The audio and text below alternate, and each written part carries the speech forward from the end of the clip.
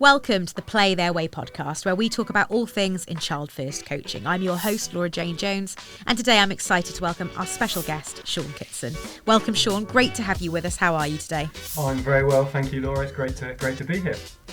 Great to have you on. Siôn is a grassroots coach for England Futsal and is currently the talent partnership manager at England Hockey. As well as that, though, Siôn, you've been a big supporter of the Play Their Way campaign so far. So tell me a bit about why it resonates with you so much.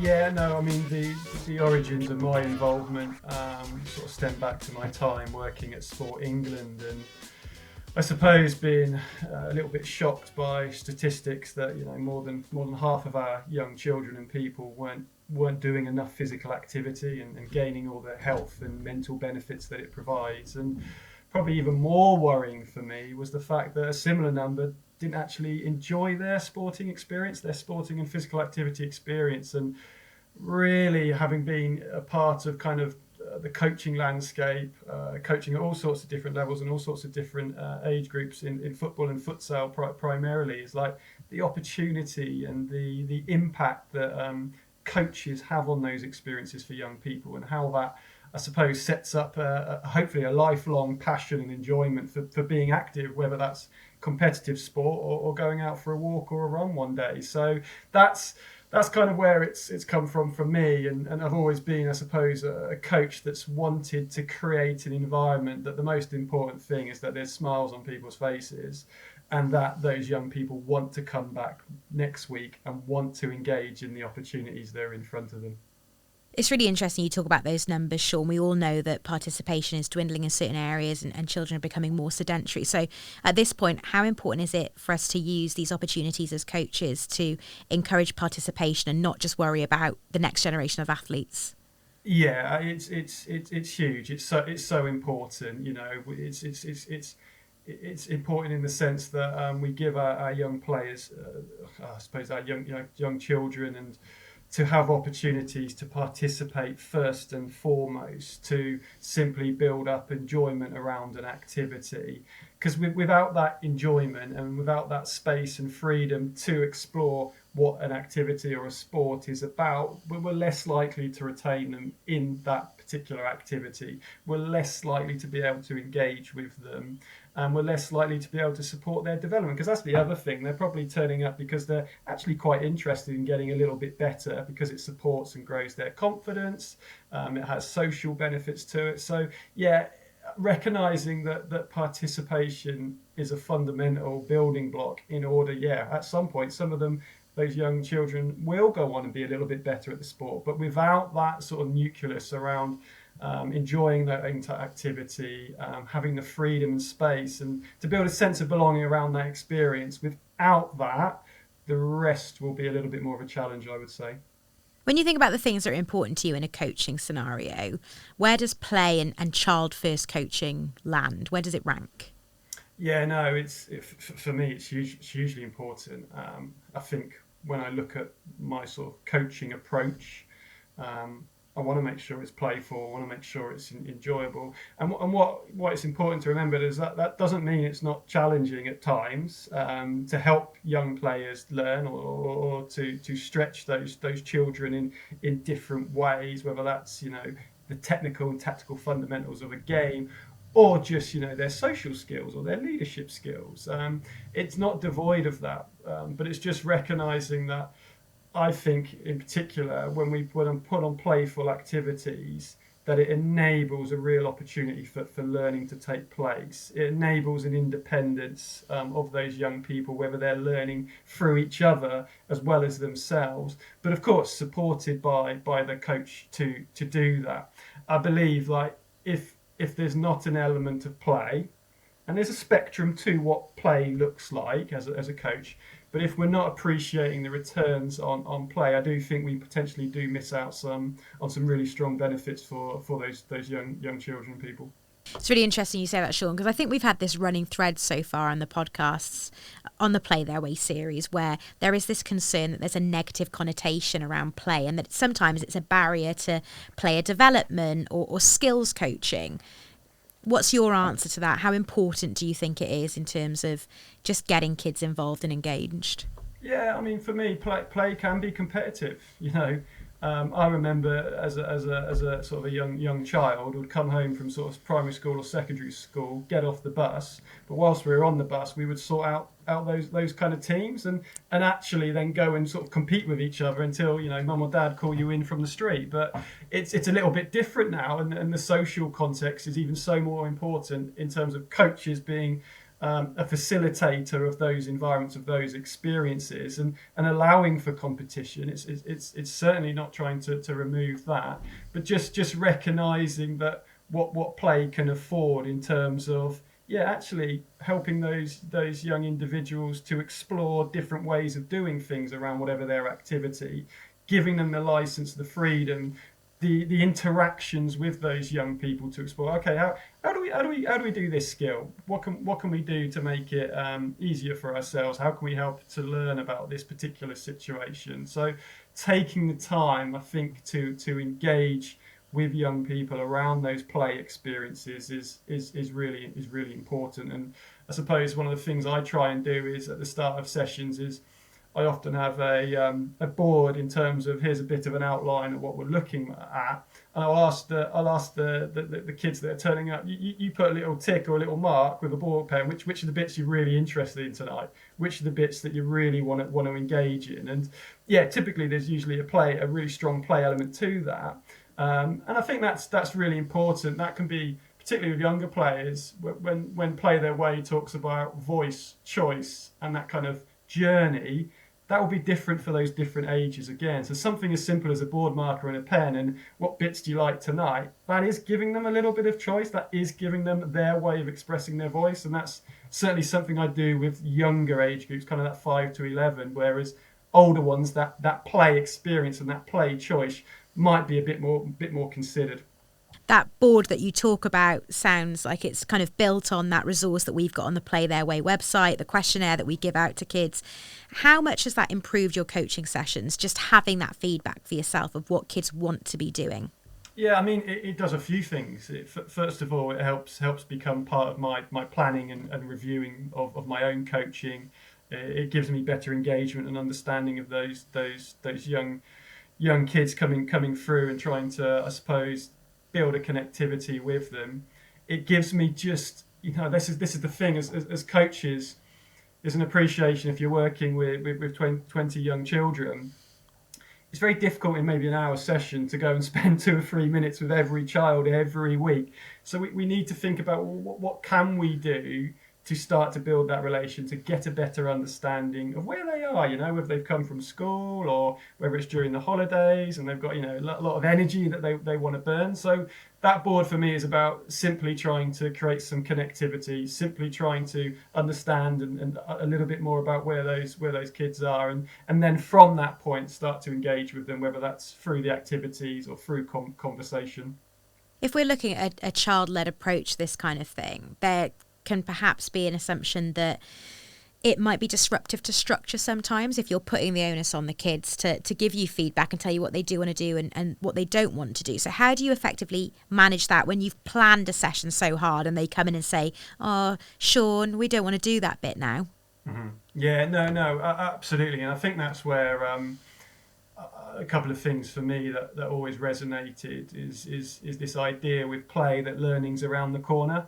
So I think as a coach, we can perhaps slip into this mindset where, are they learning? Is something happening? Can I tangibly see an outcome? Whether that's something. Let's use football or futsal in terms of my sports as an example of someone getting better at passing. And there's loads of different ways that could occur, and that again on that sort of spectrum of playfulness in relation to that task and activity. It's being really mindful. Okay, what are the returns? What are the trade-offs that we're going to experience here? So I think that's important for coaches to recognise and understand is when play is happening and it is a little bit chaotic. True play, a little bit chaotic, a little bit unstructured. That's cool. That's okay, and that learning is probably around the corner, and don't stop that too soon. But the bit for me is just touching base then with those players in terms of, remind me of what the focus of the session is. Remind me what the 2 or 3 things that we're exploring today. just to attune their attention back to some of that learning, that detail, because that's half the battle in terms of understanding how an activity supports their development, and then it's the almost questions in relation to play. So, well, tell me why that's important, or tell me what John or Jane has done there in order to find some success. So, I think it's about how we interact and then how we engage in playful activities. That I think that's where the support for coaches needs to go a little bit further. It's that education piece, and I do talk to a number of coaches that that's a little bit tricky, letting that go, and then recognizing, okay, when do I support, when do I go and step in, and the opportunity to create social interaction around whatever is being taught and learned is key. So there might be some aspects within a practice or within a playful practice, but there might also be elements that let's take a break, let's create some social space, allow some peer-to-peer learning, but recognizing it's okay to share what you see as well as a coach, but doing that in a manner that still allows an open conversation. Let me just tell you a couple of things that I've spotted. What do you think about what I've said as a coach today? How does that resonate with you? Are you seeing any of that? Tell me what you are seeing. Why is that important? It's kind of building that dialogue, that recognition of how a bit of question is really important in building that engagement with those young children. We've talked a lot on this podcast, on others, about play being a spectrum, and it does go from that free play element where you kind of send them off and let them do what they want, or introducing a game like ultimate frisbee or tiki-taka football, something like that. So how do you know where the balance is? How do you know what to go about in your sessions? What's the read for you with the kids that you're coaching? Well, to begin with, you might not know, and that's okay as well. You perhaps got a new group or a new age group, or you might be delivering an activity or sport that you've not delivered before. So you're probably constantly weighing out, what are the things that they kind of need to learn and understand to build confidence in themselves, to build confidence in the game. But I think it's over time, it's building that relationship and recognizing, first and foremost, what are the motivations and aspirations of those young people in front of you. Particularly in a mixed setting, you're going to have a variety of needs to meet. Those that do want to get better, those that are, showing, I suppose, that potential for an activity and being able to support them. And then there's others that, they're there because of their friends or they're there because they simply just love playing the game and want to be exposed to it as much as possible. So I think that's step one. And then from that, it's then starting to recognise, where does play support some of those aspirations, and where on that spectrum do we go? Is it that free play that really speaks to those with that kind of social motivation, that participation motivation, and it's still recognising that play can support performance as well. And I work across the entire futsal pathway in playful situations that are competitive, with particular outcomes, with particular goals, maybe goals that have been developed and designed by the players themselves. Tell me how we can, I suppose, alter this practice to meet some of those goals. What can we do to create greater challenge and stretch around this from your point of view? You're experiencing, you're playing it, and let's make that happen. Let's co-create that. Let's collaborate around that. So I think it's recognising those different motivations and then starting to weave in across that sort of play spectrum. Is it on that free play chaotic side, or is it more about that slightly more structured feel to it, but it's still got a real strong essence of play? There's a lot of discovery, there's a lot of rich decision making going on as well. And yeah, I think that's really important for coaches just to spend some time, and that's where I think the Play the Way community is so important, in terms of coaches picking up from other coaches who are also feeling those same experiences. And I get a lot just by listening to other coaches or seeing those resources, and I might not always take them as what they're saying as read, but I think, what does that mean for me? How can we start to look at introducing some of that within my session? If I do introduce some of that, what are some of the consequences that I need to think about? It's interesting, you've talked about the Play Their Way community there, which leads me really nicely onto our coach catch-ups that we offer as part of the Play Their Way scheme. So I know that you've been somebody who's used them. What are the things that you've learned? Are there anecdotal examples of conversations that you've had with coaches through that you've brought into your own sessions, or been able to impart things that you do with your kids, and somebody else has said, do you know what, Sean, that's been really helpful for me? Yeah, no, I think for me, the first thing that always jumps out is it's a great place to just remind yourself of what's important to children and young people. And then I think that the second thing for me is then there's a bit of a reassurance, like what I'm listening to from others and what they're sharing about their experiences.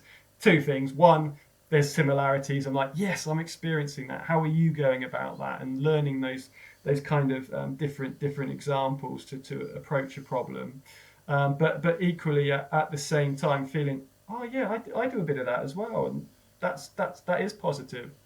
I think that the other thing would be around not putting too much pressure as well. So some of the things that I've shared and people have shared within that group is just take the pressure off as well. Like you can have a bad day as a coach, or a day where you don't think things have gone as well as you would like to them.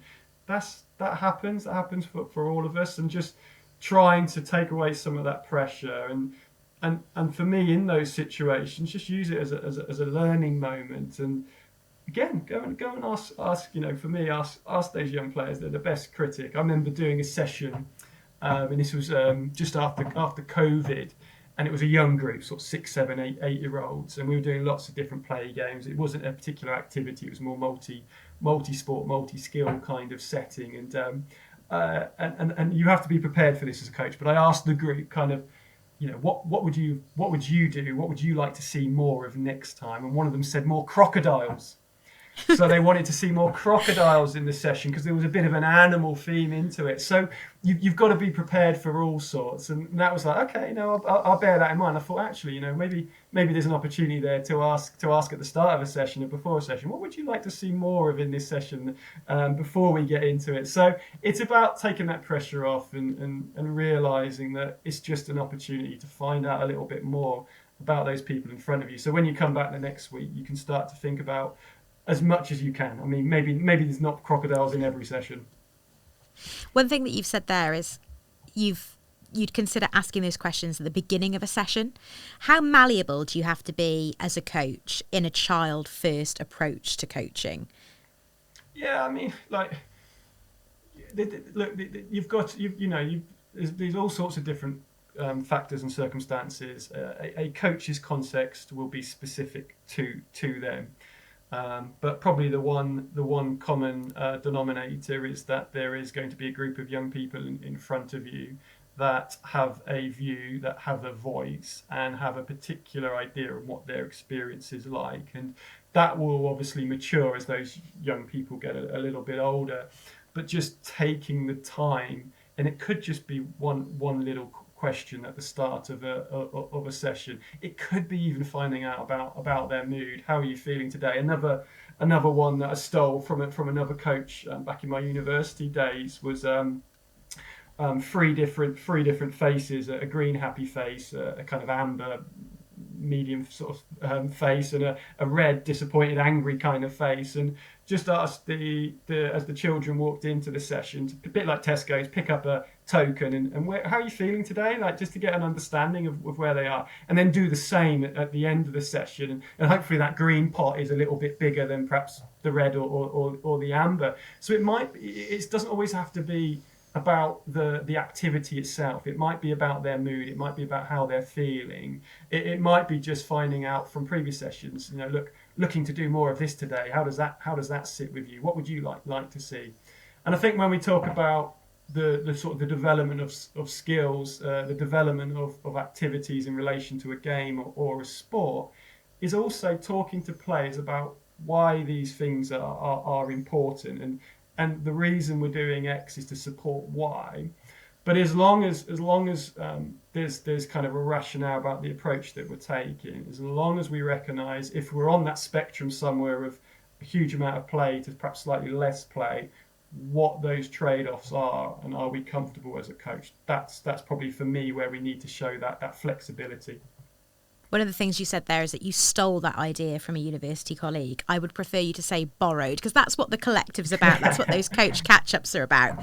So if we've got somebody who is really concerned that they're coaching from a really kind of prescriptive model and they want to lean into child-first coaching a bit more, how much would you encourage them to join these coach catch-up drop-in sessions? Yeah, hugely, because I think it's about opening our minds the same way we ask young people, young children, when they come into the sessions. It's about opening our own minds, hearing these different perspectives, engaging and connecting with other coaches. I think that prescriptive kind of feel amongst parts of coaching and the coaching kind of landscape is this, I suppose, position or place that individual might find them be. That's all they've ever known. They don't know what they don't know.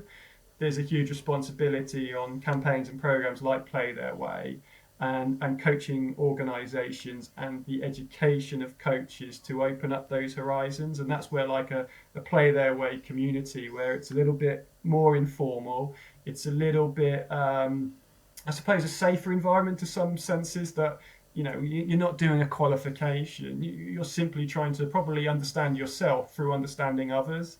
And I think that's something I always ask coaches to ask themselves. Why do you do what you do? Why do you coach? And don't get me wrong, there's all sorts of different constraints and factors, particularly with volunteers and grassroots coaches. But I've never met one that's intentionally trying to go out of their way to create a bad experience. It's actually the complete opposite. This is where I am. And until I know better, I will try then do better. And I think that's where we have to play a big role as a community moving forwards. It's not to lambast particular ways of coaching, not at all. It's about, okay, so you're here right now. What would you like your experiences to be delivering those? Here's what your young people and children are saying is, how do you think we can move on that journey together, and in particular with them? And I think that's what the catch-up conversations with the Play Their Way community have been really useful for. So to put you on the spot a little bit, Siôn, as a very collaborative coach who's looking to draw from other people and give to other people, what's your piece of advice that someone's given you that you take into your coaching mantra all the time? Connect before correct is something that I've heard quite a bit.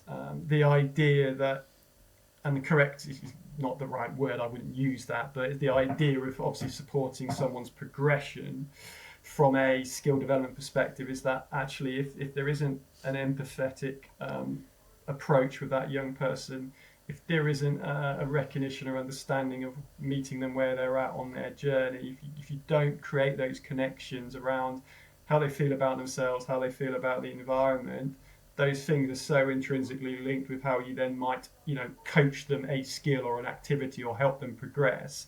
That's something that I'm always thinking about in my coaching. That's something I would certainly pass on to coaches. And I think people say, well, we've only got an hour. How do you do that? And it's over the long term. So one of the things that I often do around that is what I call the 2-2-2 approach. And again, this has been borrowed. I use that language, borrowed from other coaches over the years.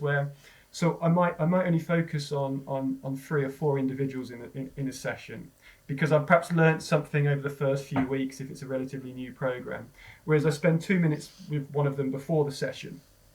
I'll spend 2 minutes in the activities and the games. And if I can do more than a couple of young people, I will do it. It's always dependent on context. I don't put too much pressure on myself around that. But 2 minutes, get to understand a little bit, but also hear their views on what's happening around them, with their friends, with the game, with the activities. And then again, 2 minutes at the end. So there might be a generic, like the faces, tokens, vouchers, but then I might just spend an extra bit of time with an individual or two because what I might have observed or what I've noticed. So that's another approach, linking that connect to correct with, well, how do you do that? So I do it's what I call 2-2-2. And again, if I can do more than 3 or 4 individuals, I will. And if I'm lucky enough to have a co-coach there, then we can start to look at different ways we can break that down. Someone's focusing on the practice a little bit more. Someone's doing those kind of, those drive-bys, fly-bys, engaging with those children more individually, which again is a great way to meet that range of different motivations as well. I've got no doubt that there are plenty of grassroots coaches who will listen to this and will hear that 222 and think that's a really easy thing that I can bring into my systems that's going to give me a voice back from those kids. With Play Their Way and Child First Coaching in mind, what would be the one nugget of advice that you would give to any grassroots coach who wants to perhaps recalibrate and bring their coaching sessions back to a child-led system? Yeah, I mean, it's probably overly simplistic, but generally, in whatever way you wish to do this, is find out how they feel and find out what their aspirations are in turning up to your sessions, and just ask them what would they like to see more of. And I think that's the other thing is with that, there's a balance to be struck, because you're going to get some information back, and it's not then okay, I'm going to do all of that in one session. No, it's an appreciation, but then it's about opening up a dialogue. So someone wants to get a little bit better at what they're doing. Okay, we understand that, and we need to think about ways in which we can facilitate that. Someone who just wants to be playing with their friends. Okay, how do we start to bring those two things together when we talk about our practice design, how we start to structure those environments? But I think that's the bit I would be advising. Just take a little bit of time and one or two very simple basic steps to just get a little bit more information from those young people about, ultimately their experiences and how we can support that. And then I suppose that's then when it leads on to that education piece and working with coaches about, okay, how do I then translate that into what my session and practice looks like? Siôn, you've been an amazing guest. Thank you so much for your time today. And thank you for listening. We hope you've enjoyed. If we've piqued your interest in our coaching catch-ups, head to the website for more info on how you can get involved, www.playtheirway.org. And as always, there are plenty of other free resources available there. If you've enjoyed the podcast today, be sure to leave us a review and share this with someone else who you think might like it too. And follow Play Their Way on social media, at Play Their Way on TikTok, X and LinkedIn, and at Play Their Way UK on Facebook and Instagram.